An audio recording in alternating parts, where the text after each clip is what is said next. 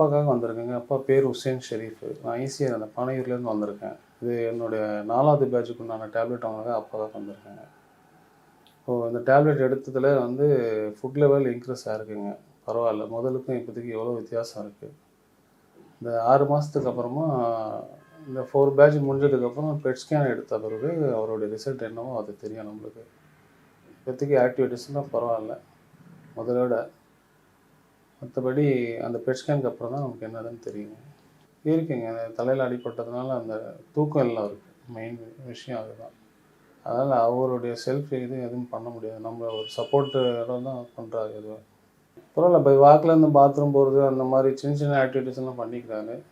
ஆனால் அவர் தெளிவாகிறதுக்கு ஒரு 12 மணி ஆகிடுது. தூக்கம் கலைஞ்சு அவர் தெளிவாகிறதுக்கு அவருக்கு 12 மணி ஆகிடுது. அதுக்கப்புறம் தான் அவருடைய ஆக்டிவிட்டீஸ்லாம் கொஞ்சம் மாறி ஈவினிங் வரைக்கும் நல்லா இருப்பார்.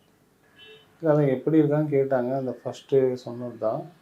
இந்த ரிப்போர்ட்டு கொடுத்துருக்கேன். பார்த்துட்டு எதுவும் சொல்லலை. அந்த பெட் ஸ்கேன் பார்த்ததுக்கப்புறம் தான் அவருக்கு என்னதுன்னு நம்மளுக்கு